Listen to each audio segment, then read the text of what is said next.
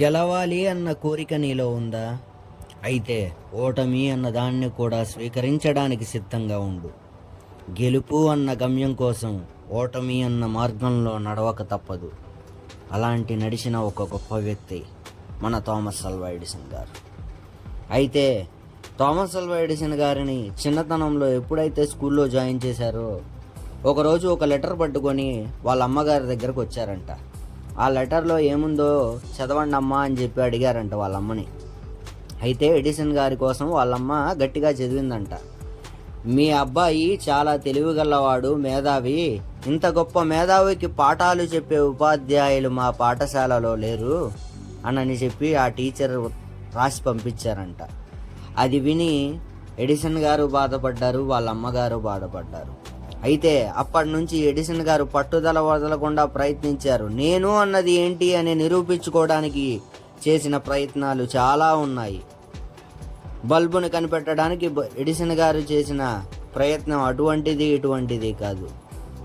ఒకసారి ఫెయిల్ అయ్యారు, 2 సార్లు ఫెయిల్ అయ్యారు, 3 సార్లు ఫెయిల్ అయ్యారు.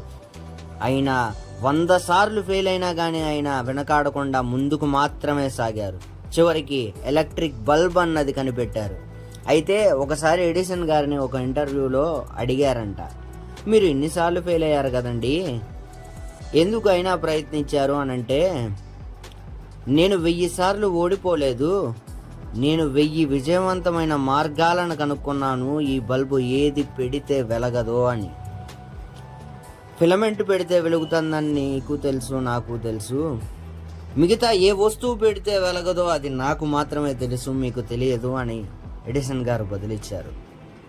ఓటమి అన్నదాన్ని స్వీకరించామంటే గెలుపు అన్నది ఆటోమేటిక్గా దగ్గరవుతుంది అని అర్థం. సో ఓడిపోయాము అని అక్కడ ఆగిపోకుండా గెలవడానికి ఎలా ముందుకెళ్ళాలి అని ఆలోచించేదే జీవితం అంటే. జీవితంలో ఎక్కడా ఆగకుండా గెలవడానికి మాత్రమే, గెలుపు వైపే మన అడుగును మాత్రం ఉండాలి. జై హింద్.